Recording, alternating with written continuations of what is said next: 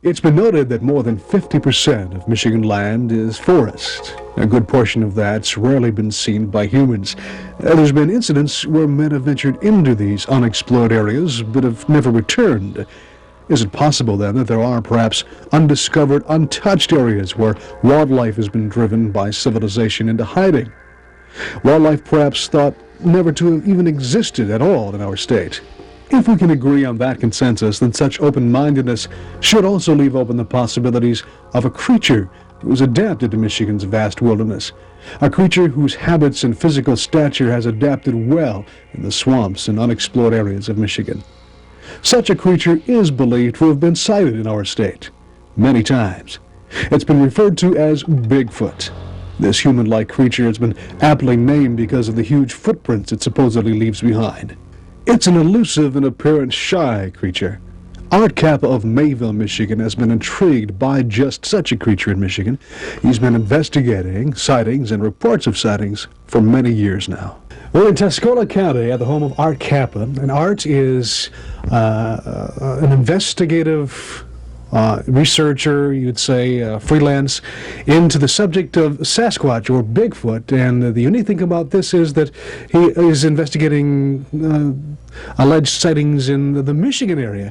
First of all, could you tell us what we're saying when we say Bigfoot or Sasquatch? What type of a creature are we saying, or are we describing? That's a catch-22 situation. That's a hard one to answer. A lot of people say it possibly could be the creature called Gigantopithecus that ranged somewhere back 10, 20, 30,000 years ago, which was, the scientific community says it's possibly half ape and half man, but more man-like, for the simple fact is it walks quite easily on two legs.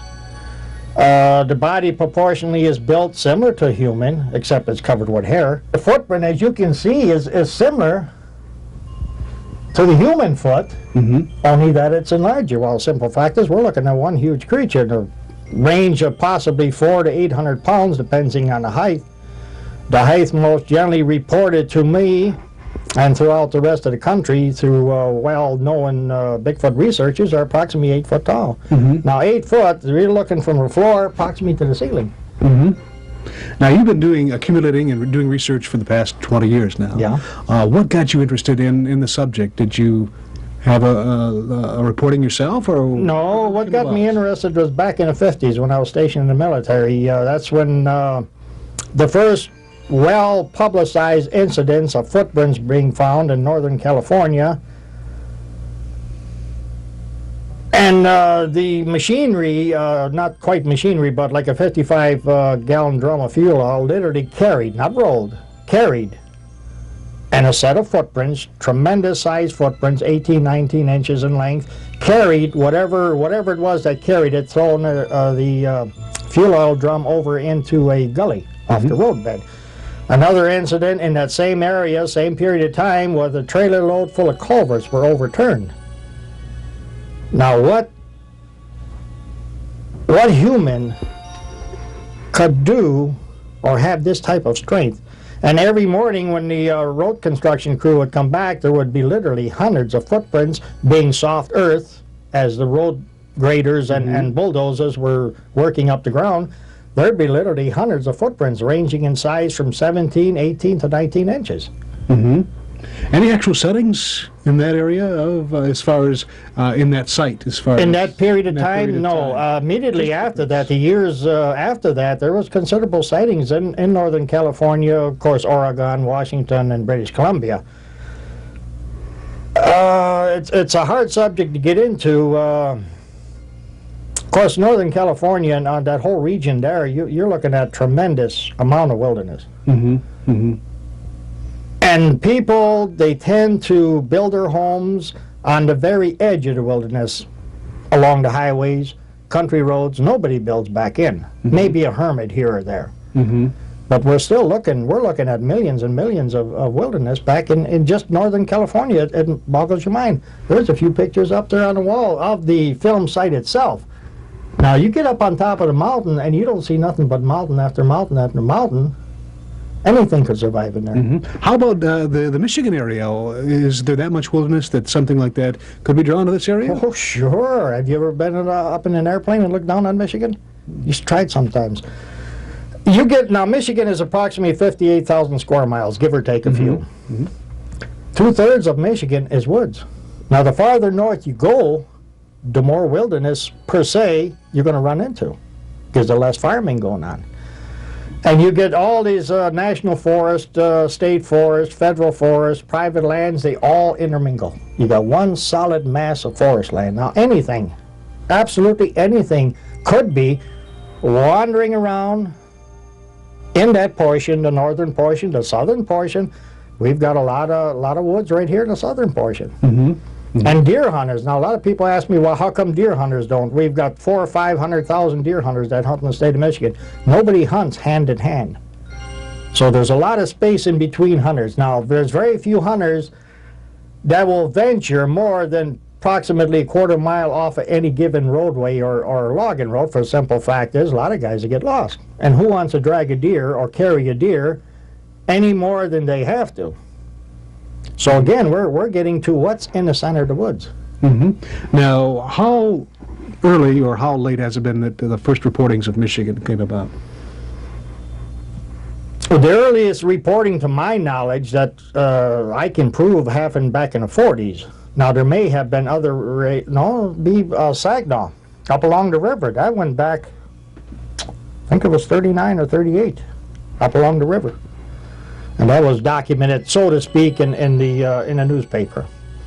Now, there's probably more that took place probably around the turn of the century, but man, you know, it's time-consuming to go through old newspapers, libraries, to try to dig up the very first sighting, which I don't have the time. I just soon spend my time in a forest looking for the creature, hoping to prove that it does exist, rather than spend my time in dusty old libraries looking for a documented proof, so to speak. Plastic distance. Now, you were telling me that you were pretty much hot on a trail after reporting, not too far, not long ago. That would have been in 85, right here in northern Tuscola County. Could you describe what happened that day? How it came about that a sighting was Well, 8 reported o'clock in the morning, I received a call from a very excited gentleman, a farmer there up in the Fish Point area. What he described to me over the phone, to me, known to me, would have been the Bigfoot. But he described an ape-like creature, but it looked man-like. It had walked out of some heavy brush onto his bean field, approximately 300 yards behind his house, and it stood there, he said, approximately 2 or 3 minutes. Him and his wife also seen it. So when I got there within 20 minutes, and we talked briefly. He pointed to where the creature stood, and I grabbed my gear, backpack, plaster pairs, cameras, and all that. And I come upon tracks. Well, I dropped my backpack, knowing that I was close. And it was quite muddy. And it was a miserable day. It was partly snow showers, partly drizzle with high winds. And I took the track, approximately 400 yards, and I came upon a second set of tracks that joined the first one. These were the tracks right here out of Tuscola County. Those are the tracks, okay. And I continued following. We come on to a fairly large patch of woods, probably approximately maybe 5-10 acres. And I thought for sure that they may have been laying up in the woods, being broad daylight. We're looking at late morning now, approximately 10, 11 o'clock in the morning. And I was hoping they'd be in the woods. Now, my adrenaline was up high. I don't think my feet even touched the ground, even though I had mud clear up to my crotch, because it was pretty muddy out there. So I snuck through the woods the best I could. Of course, you could see a long ways in the woods that time of the year, because the foliage, there's no foliage up. And the camera ready, but unfortunately they had gone right through the woods, across another field, across a partially plowed field, through a small, heavy, narrow strip of woods. They crossed through that, crossed over a road. They got back into the Fish Point area, which I couldn't get into because the ditches were just chock full of water. We have a map here right beside us. Art, could you explain what this is? This actual sightings that have been These are all sightings that took place probably the past close to 20 years. I don't have all of the sightings pinned in here. And each, I've been starting to put the year on them. Now, the coloration is different. See, you get the yellow colored one, that's track find only. The black ones are more than one scene, like a family group. This is 3 seen were here, 3 seen were here at the same time. The red means only 1 sighting, but no tracks were found. Have you actually visited these sites yourself? Oh, or yes. every one of these? Whenever there's a sighting and people contact me, hopefully they can contact me immediately, because I can leave the house within 15 minutes. My van is loaded with everything I need, plaster, except my cameras, which I kept in the house. But there's everything in my van, plaster, Paris, tapes, whatever I need, the backpack, a sleeping bag, everything. And if I can get into the area immediately upon a sighting, and with me sneaking around and pussyfooting around, hoping that maybe I can come nose to nose with this creature, that's what this whole thing is about, is to see it and capture it on film. And all the reports that are told to me is this thing looks human. It walks like a human being. But what is it? I'm not saying there is such a creature, but I'm not saying there isn't. But what is here? What are people saying? They are seeing something. Are they all drunk? Are they all liars? Is everybody walking around with their pocket full of wacky weed? What are they saying? We're looking at honest people.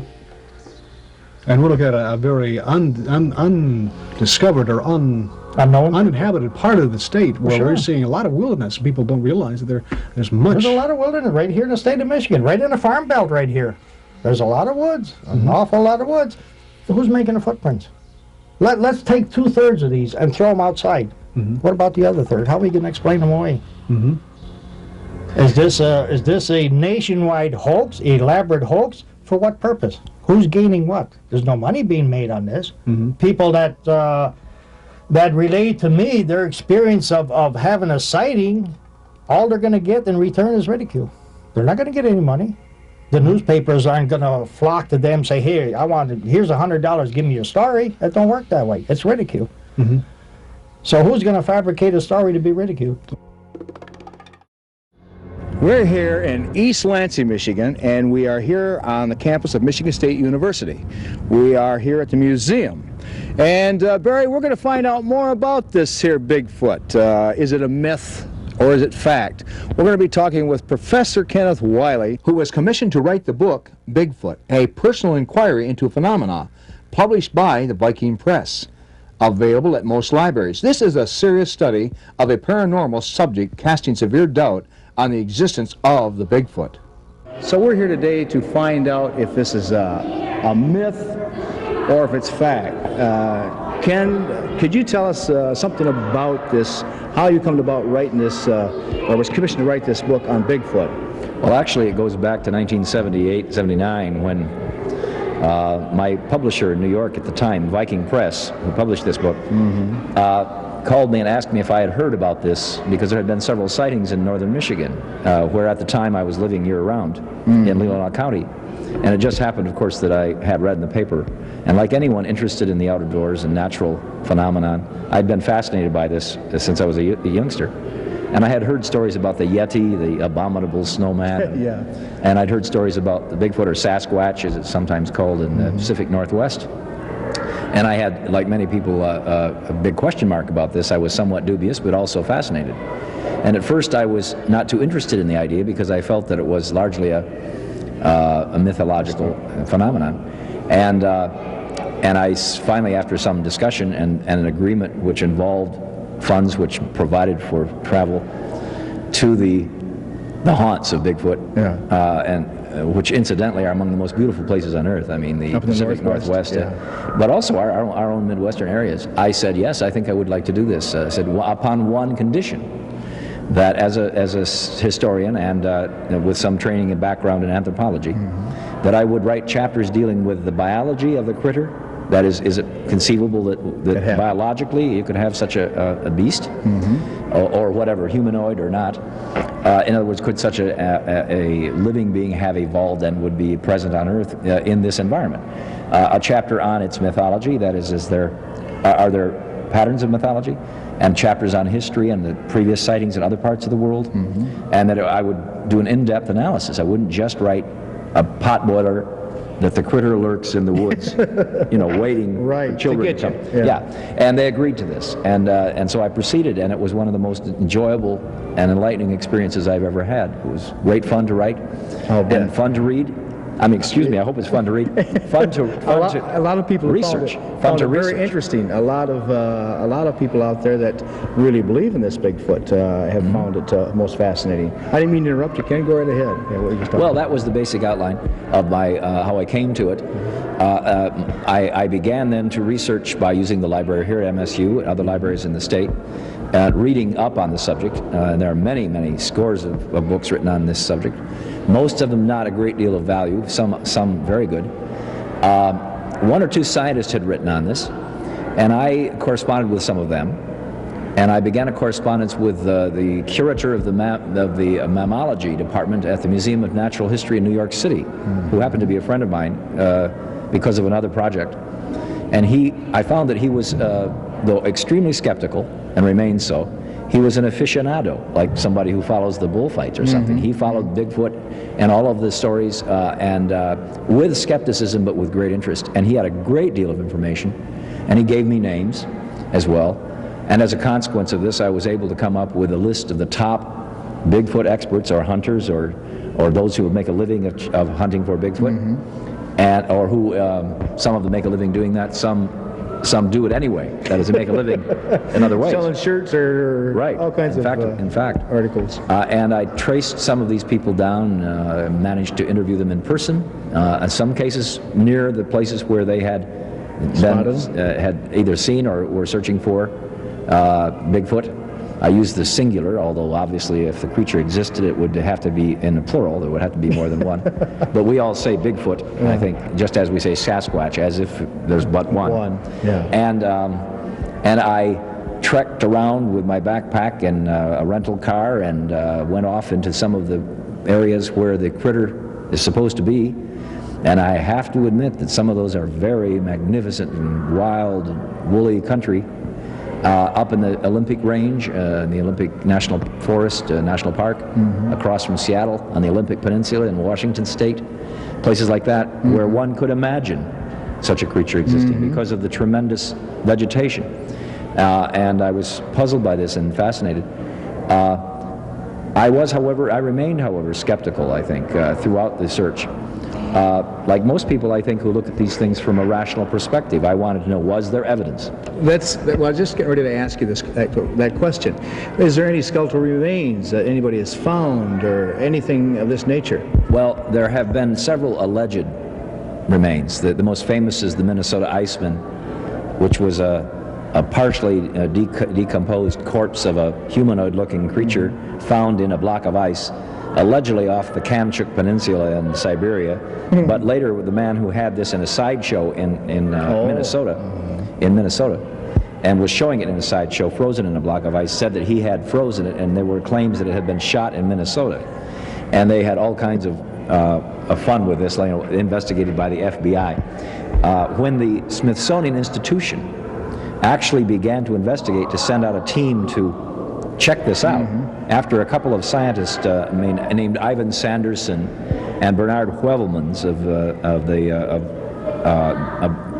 I think from Brussels, in Belgium, had gone to look at this creature through the ice, not actually investigating it, but just looking at it through the ice. The Smithsonian was going to send a team to actually investigate it, whereupon the owner, a man named Hansen, said, "Oh, I can't let that happen." So he had a reproduction made, which he then said was not the original, and he said he destroyed the original. Consequently, no one believes it really was anything but a fake.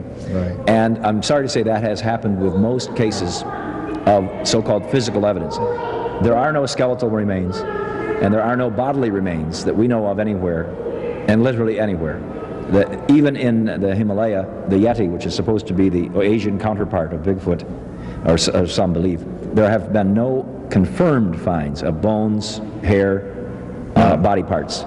What about the footprints? I mean, I've seen cast of footprints of this Bigfoot. How could they come up or contrive such a well, I like to thing? believe. I've seen the cast. I've seen casts too. I'd like to believe, and I think most of us were, and it's natural, I think, for human beings to believe that something so magnificent and mysterious could survive and would be there. And of course there is that remote possibility. Some of the footprint sightings have been tantalizingly exciting in places where one would expect such a creature to exist, and seen by people whose accounts hold together. And I investigated some of these where the account of the person who just found the tracks, not having seen anything but having found tracks, would describe them in ways that chilled you.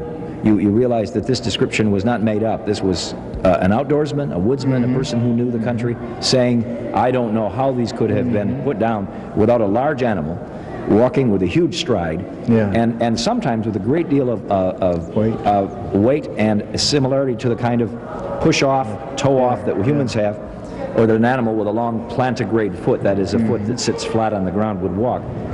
Unfortunately, when I tried to track down those specific cases, as I said in the book, the closer I tried to get to the creature, the further and more elusively he retreated. The further he retreated. And same thing happened with the footprints. I couldn't find direct evidence to support those footprints. In other words, anyone can lay down fake tracks. And there is a theory going around among many of the Bigfoot people, many of whom I respect greatly, that it would take a hoax of mafia-like proportions in order to get so many people to fake tracks that are similar. It wouldn't. Most Americans are literate. There have been many thousands of hours of TV shows about this. Oh, yes. Or hundreds anyway. And there have been movies made. And most people who can read and write and read a newspaper can get the general outline of what these footprints supposedly look like and fake them. And that, unfortunately, since a human being is, we are large human beings who could strap on a pair of wooden feet or rubber feet and walk around the woods, and it would fool most people. Unfortunately, I think much of it is a hoax.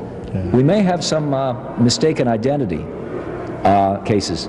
If you've seen bear tracks in the woods, you know that they're not common, but they can be mistaken for human tracks.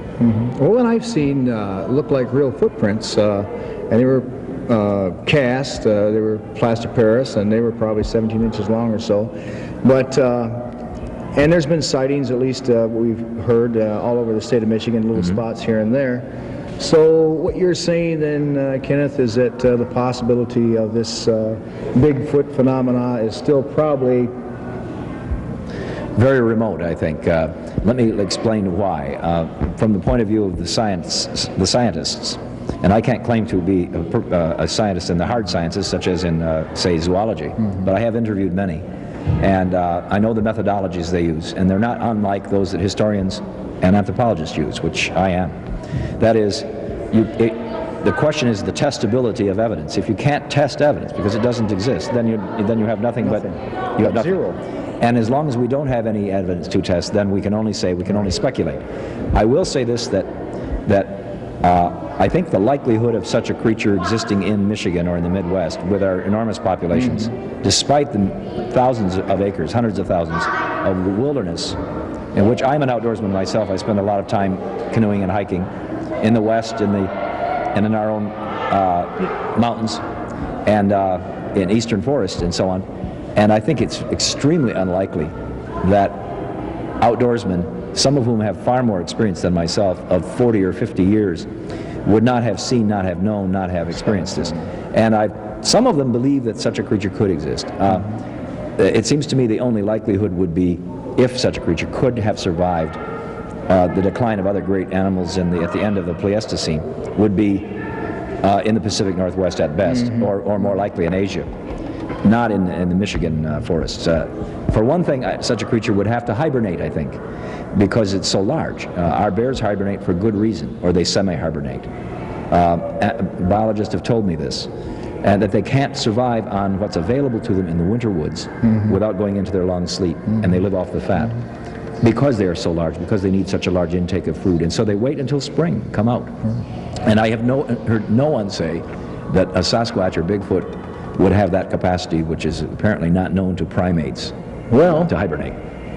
There you are. So there I am. There you are. If there is one out there, why, we'd sure like to know about it. Just drop us a line here at Michigan Magazine, P.O. Box 503, Rose City, Michigan. And the information will certainly get to Professor Wyley here. And Ken, it is always a pleasure to talk to you. Del, it's good to talk to you. And thanks so much for being on Michigan Magazine. Thank you.